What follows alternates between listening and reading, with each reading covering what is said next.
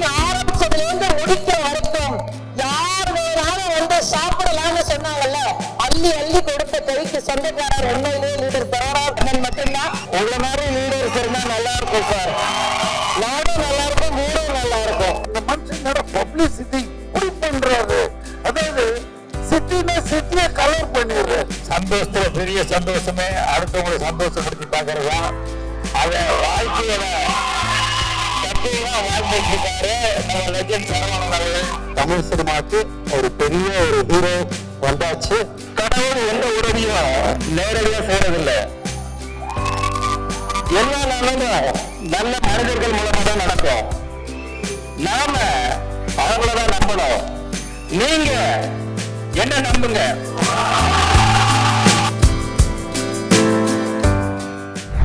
வணக்கம். இந்த லீடர் அப்படிங்கிற ஒரு வார்த்தை வந்து யாருக்கு பொருந்தும் அப்படின்னா, எப்பவுமே தன்னை மட்டுமே பெருமைப்படுத்தாமல் தன் கூட இருக்கிற எல்லாரையுமே அவர்களுடைய பெருமையை பெருமைப்படுத்தக்கூடிய மனிதர்கள் நாங்க பார்க்கிற இடங்களும் ரொம்ப கம்மியா இருப்பாங்க. நாங்க எப்ப கடைக்கு போனாலும் சார் எங்களை கூப்பிட்டு உட்கார வச்சு சொல்ற ஒரே வார்த்தை, நிறைய நல்லா பண்ணுங்க, நிறைய படங்கள் பண்ணுங்க, நிறைய மேடைகளை உங்களை பார்க்கிறேன்னு ஒவ்வொரு முறையும் அந்த ஊக்கப்படுத்துற விதம் கவிஞர் வாலி சொன்ன மாதிரி ஊக்கப்படுத்தினால் ஊக்குவிப்பவன் கூட ஒரு நாள் தேக்க வைப்பான்னு சொல்லுவாங்க. நிறைய கலைஞர்களை ஊக்கப்படுத்திக்கிட்டே இருக்கிற மனிதர். நான் பார்த்த விஷயம், நம்ம பார்த்த விஷயம், சரவணாஸ்டர் போயிட்டோம் அப்படின்னா எங்களை தாண்டி அங்க பர்ச்சேஸ் பண்ணி முடிச்சுட்டு சாப்பிடுறதுக்காகவே கடைக்கு வர்றவங்க நிறைய பேர் இருக்காங்க. உணவை மிக குறைந்த விலையில கொடுக்கக்கூடிய ஒரு மனிதர் அவரு. அவங்க ஊர்ல தான் நாங்க ஷூட்டிங் போறோம். அவர் ஏன் லீடர்னு சொல்றேன்னா, சாரோட ஊர்ல நடிக்கிறவங்களுக்கு சாப்பாடு உண்டு, இருக்கிற கூட இருக்கிறவங்களுக்கு உணவு உண்டு. ஆனா அந்த ஊருக்கே உணவு உண்டு அப்படின்னா அந்த ஒட்டுமொத்த ஷூட்டிங் டேட்லயும் ஷூட்டிங் ஆரம்பிச்சதுல இருந்து முடிக்க வரைக்கும் யார் வேணாலும் வந்து சாப்பிடலாம்னு சொன்னாங்கல்ல, அள்ளி அள்ளி கொடுத்த கைக்கு சொந்தக்காரர் உண்மையிலேயே லீடர் சரவணன் மட்டும்தான். லெஜண்ட் சரவணன் சார், உங்களை பத்தி நான் என்ன சொல்றது, எல்லாருக்குமே தெரியும் நீங்க எவ்வளவு நல்ல மனுஷன். நான் அதை பர்சனலா நான் எக்ஸ்பீரியன்ஸ் பண்ணினேன். அதாவது ஓப்பனா சொல்ல போனோம்னா படங்களே இல்லாத நேரத்துல எனக்கு இந்த படம் வந்துச்சு.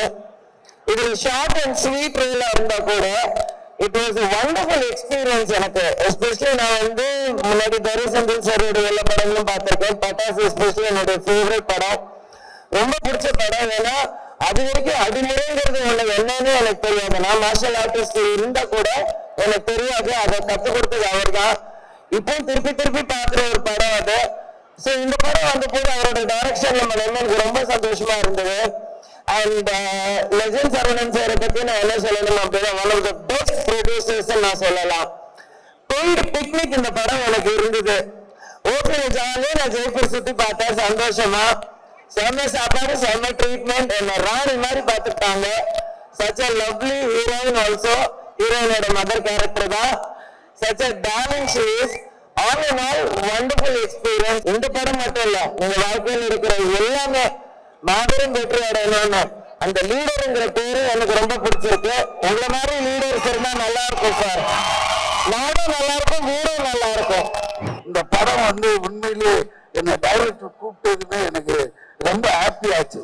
ஏன் தெரியுங்களா, I like legend acting, legend photos. கொஞ்ச நேரம் அதே பார்த்தேன். உண்மையில அது நிறைய பேர் அந்த மாதிரி அட்ராக்ட் பண்ணாது. ஏன்னா அதுக்கு முதல்ல உங்களுக்கு ஒரு ரசனை வேணும். அப்போ நான் பார்ப்பேன், இந்த மனுஷனோட பப்ளிசிட்டி இப்படி பண்றாரு. அதாவது சிட்டினா சிட்டியை கலர் பண்ணிடுறாரு.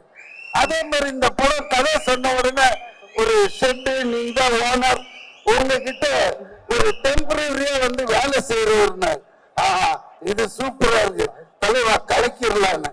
எங்க என்ன செட்டுலாம் கிடையாது, இது லைவா எடுக்கிறோம் தூத்துக்குடியில. என்னடா இது தூத்துக்குடி, நம்மளுக்கு தூத்துக்குடி ஏற்கனவே பிடிக்கும், அதனால சரி போயிடலான்னு போய் பார்த்தா அருமையான ஒரு ஃபுல் யார்டு, ஒரு பெரிய இடமே எடுத்துட்டு இருக்கிறாங்க. அப்படி பார்த்தா நம்ம தெலுங்கு படத்துலதான் நிறைய செலவு பண்ணி எடுக்கிறேன். ஏன்னா நான் அந்த டயத்துல பிரபாஸ் படம் பண்ணிட்டு இருந்தேன், அதுதான் ரொம்ப செலவுன்னு பார்த்தா இங்க உண்மையிலேயே டைரக்டர் ஏகப்பட்ட ரியாலிட்டிக்காக நிறைய செலவு பண்றாங்க. அப்பதான் கேட்டேன், சார் இந்த அளவுக்கு இந்த படம் பிசினஸ் இல்ல பிரதர், இது ஒரு வேற லெவலுக்கு கொண்டு போகணுன்றதுக்காக உண்மையிலே hats off to the director. சந்தோஷத்துல பெரிய சந்தோஷமே அடுத்தவங்களை சந்தோஷப்படுத்தி பார்க்கறது தான். அதை வாழ்க்கையோட தத்துவமா வாழ்ந்துட்டு இருக்காரு நம்ம லெஜண்ட் சரவணன் அவர்கள். நம்ம நினைக்கிறத நம்ம தைரியமா துணிஞ்சு செய்யணும். யாரை பத்தியும் அதை பத்தியும் கவலைப்படாத. அதை அவர் செஞ்சுட்டு இருக்காரு. அது எனக்கு ரொம்ப சந்தோஷமா இருக்கு. லெஜெண்டுக்கு அப்புறம் லீடர் அப்படிங்கிறது ரொம்ப பிரமாதமான ஒரு நல்ல டைட்டில்.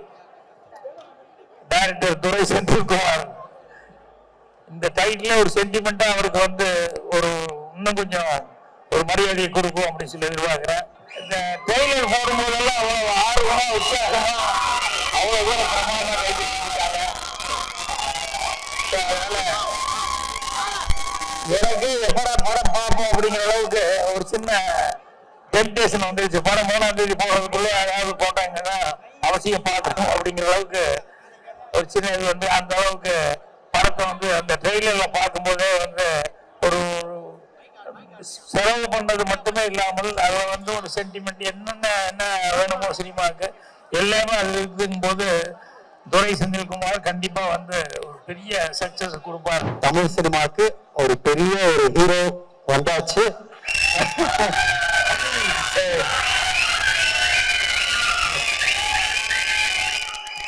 கண்டிப்பா இந்த நான் படம் பார்த்துட்டு டைரக்டர் கால் பண்ணிட்டு ஏங்க இந்த படம்க்கு அப்புறம் நீங்க ஒரு இடத்துக்கு போவீங்க. ஐ திங்க் லெஜெண்ட்ஸ் ஆரும் வேற லெவல் அண்ட் லாங்குவேஜஸோட லாங்குவேஜஸ்லாம் சேர்த்து மல்டிலிங்குவலா ரீச் ஆவாரு அப்படின்னு சொன்னேன். அது கண்டிப்பா நடக்கும் நம்புறேன். லெஜெண்ட்ஸ் அவரை பத்தி சொல்லணும்னா ஒரு உதாரணம் சொல்றேன். நான் ரீசெண்டா ஒரு அவார்ட் ஃபங்க்ஷன் போயிட்டு இருந்தேன். அதுக்கப்புறம் ஒரு படப்போட்டிக்கு போனேன். ஒரு இடத்துல 2 இடத்துல சொல்ற விஷயம் சும்மா கிடையாது. யாரா ஏதாவது சொல்லிட்டு போகலாம். பட் அவர் வந்து தூத்துக்குடிக்காரர். அவர் வந்து கேபிங் பிசினஸ் பண்ணிட்டு இருக்காரு. ஸோ நான் நார்மலா பேசிட்டு இருக்கும்போது சார் அடுத்த படம் என்ன பண்றீங்க எல்லாம் கேட்டுட்டு இருந்தாரு. நான் சொன்னேன் இது மாதிரி லெஜெண்ட் சரவணா சார் படம் பண்ணிட்டு இருக்கேன். ஸோ அதில் வந்து நான் ஆன்டி எல்லாம் வில்லன் ரோல் பண்ணியிருக்கேன் அப்படின்னோடனே சார் ரொம்ப நல்ல மனுஷன் சார். இன்னைக்கு நான் அந்த ஊர்ல சாப்பிட்றேன்னா நான் கேப்ல தான் தங்கி இருக்கேன். எனக்கு வீடெலாம் கிடையாது. என் ஃபேமிலிலாம் ஊர்ல தான் இருக்கு.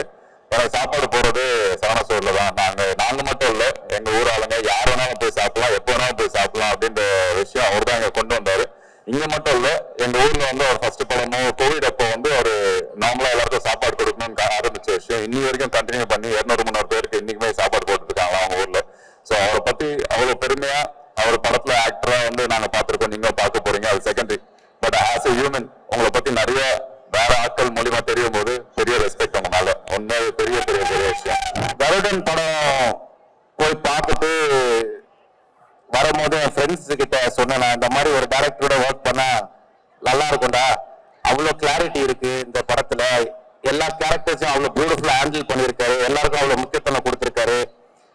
அப்படி சொல்லி முடிச்சு ஒரு 4வது நாள் நம்ம நிக்கில் ஃபோன் பண்ணி துரை செந்தில் சார் உங்களை மீட் பண்ணணும்னு சொல்றாரு ஷாம் சார் அப்படின்னும் போது, சும்மா காமெடி பண்ணாதே நீ வேற, அது இல்லைங்க சீரியஸாவே மீட் பண்ணணும்னு சொல்றாரு. அடுத்த படத்துல உங்களுக்கு ஒரு ரோல் இருக்கு அப்படிங்கிற போது I was so excited. நானே போய் பார்க்குறேன். இல்ல டைரக்டரே வந்து மீட் பண்றேன்னு சொல்றாரு. அதே மாதிரி செந்தில் சார் வந்தாரு.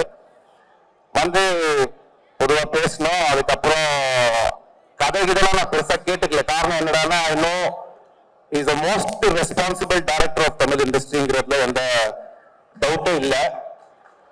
ஏன்னா அவர் எடுத்திருக்க எல்லா படத்துலையும் நீங்க பாத்தீங்கன்னா கமர்ஷியல் வேல்யூஸ் இருக்கும், அதை மீறி ஒரு பியூட்டிஃபுல்லான ஒரு மெசேஜ் இருக்கும். சினிமா பிளாட்ஃபார்மை வந்து ஒரு தரமான ஒரு வேயா யூஸ் பண்ற ஒரு one of the directors in Tamil cinema is Durai Senthil sir. பொதுவா சொல்லுவாங்க a true leader is a person who creates more leaders than followers. அந்த வகையில நம்ம லெஜெண்ட் சரவணன் சாரை சொல்லலாம். என் கதைக்கு என்ன தேவையோ அது மட்டும் தான் பண்ணுவாருன்னு உறுதியா சொல்ல முடியும். அந்த வகையில லீடர்ல எனக்கு ரோல் கொடுத்து என்னை நடிக்க வச்ச செந்தில் சாருக்கு ரொம்ப ரொம்ப நன்றி. ஃபைனலி லெஜெண்ட் சார், இந்த படம் நான் வந்து ஒரு கோவிட் டைம்ல ஒரு 2-3 வருஷம் எல்லாருக்கும் ஒரு பிரச்சனை இருந்த டைம்ல எனக்கும் நான் ஒரு 6-7 ஸ்கிரிப்ட் ஒர்க் பண்ணேன். பட் ப்ராஜெக்டா அது கன்வெர்ட் ஆகிறதுல ஒரு இஷ்யூஸ் இருந்தது. அந்த மாதிரி டைம்ல நான் லெஜெண்ட் சாரை மீட் பண்றதுக்கான ஒரு ஆப்பர்ச்சுனிட்டி கிடைச்சது. அப்பதான் நான் சாரை போயிட்டு பார்த்தேன். நாங்க பேசிக்கிட்டே இருக்கும்போது எனக்கு கருடன் பண்றதுக்கான ஒரு வாய்ப்பு வந்துச்சு. ஆல்மோஸ்ட் நாங்க லைன்ல ஃபிக்ஸ் பண்ணிட்டோம், டிஸ்கஷன் கூட ஆரம்பிச்சிட்டோம். அந்த டைம்ல எனக்கு கருடன் வாய்ப்பு வந்தது. நான் சார்கிட்ட சொன்னேன், சார் ஒரு சின்ன ப்ராஜெக்ட் சார், நான் முடிச்சுட்டு வந்துடுறேன் அப்படின்னு சொன்னேன். நான் நினைச்சேன் அவர் வந்து வேற யாராவது பெட்டரான டைரக்டர்ஸ் அவருக்கு இருப்பாங்க, அவர் அவங்களோட போவாருன்னு நான் நினைச்சேன். ஆனா அவர் சொன்னாரு, நீங்க படத்தை முடிச்சுட்டு வாங்க, நான் உங்களுக்காக வெயிட் பண்றேன், நம்ம தான் இந்த படம் பண்றோம் அப்படின்னாரு. அந்த வார்த்தை, அந்த நம்பிக்கை, அதுக்காக நான் வந்து கருடன் முடிச்சு கருடன் ரிலீஸ்க்கு முன்னாடியே வந்து இந்த ப்ராஜெக்ட் ஆரம்பிச்சேன். லீடர் வந்து coming 3rd April good Friday அன்னைக்கு ரிலீஸ் ஆகுது. வேர்ல்டு வைடு அண்ட் தமிழ்நாட்டிலும் ரிலீஸ் ஆகுது. இந்த படத்துடைய கதை பார்த்தீங்கன்னா, ஒரு இன்னசென்டான அப்பா பிள்ளை, அவங்க ரொம்ப சந்தோஷமா வாழ்ந்துட்டு இருக்காங்க. திடீர்னு அவங்க வாழ்க்கையில மிகப்பெரிய ஒரு கேங்ஸ்டர் உள்ள வர்றாங்க. அதுக்கப்புறம் நடக்கிற விஷயங்களை நம்ம டைரக்டர் துரை செந்தில்குமார் வந்து அவ்வளவு அழகா இந்திய தலைமுறையினருக்கு பிடிக்கிற மாதிரி அவ்வளவு அழகான ஒரு ஃப்ரெஷ்ஷா எல்லாருக்கும் பிடிக்கிற வகையில மிக அற்புதமா இயக்கியிருக்காங்க. அதாவது அவர் வந்து தன்னை முழுசா அதில் அர்ப்பணிச்சுக்கிட்டாரு. எப்பவுமே தன்னை ஒருத்தர் முழுசா அர்ப்பணிச்சு ஒரு வேலை செய்யும்போது அது ரொம்ப பிரமாதமா ஒர்க் ஆகும். இந்த படமும் அதே போல மிக பிரமாண்டமா வந்திருக்கு. இந்த இடத்துல ஃபர்ஸ்ட் டே ஃபர்ஸ்ட் ஷாட் முடிஞ்சதுதான் நான் என்னுடைய ப்ரொடக்ஷன் மேனேஜர் அம்பியாபதி கூப்பிட்டேன். அம்பியாபதி எத்தனை ஆம்புலன்ஸ் இருக்கு அப்படின்னு. அவர் சொன்னாரு, ஒன்னே ஒண்ணு இருக்கு சார். ஒன்னெல்லாம் பத்தாது, 2-3 வைங்க. யாருக்கு வேணா எப்ப வேணா என்ன வேணா ஆகும். எனக்கே கூட சில நேரங்கள்ல இன்ஜூர் ஆகும், நம்ம ரெடியா இருக்கணும் அப்படின்னு சொன்னேன். ஆனா காட் கிரேஸ் ஒரு 10 daysல வந்து பெருசா யாருக்கும் இன்ஜூர் ஆகல. சின்ன இன்ஜூர் ஆச்சு. 10th day எனக்கு காலில் ஒரு மிகப்பெரிய இன்ஜூர் ஆச்சு. அடுத்த நாள் ஷூட் பண்ண முடியுமா பண்ண முடியாத அளவுக்கு ஒரு பெரிய ஒரு சூழ்நிலை இருந்தது. அப்போ இத்தனை டெக்னீஷியன், இத்தனை 1000 பேர் இருக்கிறாங்க, அவங்களுக்கு வந்து வெயிட் பண்ண வைக்கூட சொல்லிட்டு இன்ஜெக்ஷன் டேப்லெட்ஸ் எல்லாம் போட்டுட்டு அது அடுத்த நாள் ஷூட் வரும்போது தாங்கி தான் நடந்து வந்தேன். இன்னைக்கு என்ன நம்மளால பண்ண முடியுமா அப்படின்ற ஒரு டவுட்ல தான் இருந்தேன். பட் கேமரா ரோல் ஆக்ஷன் சொன்னாங்க, அடுத்த நிமிஷம் ஃபயர் தான்.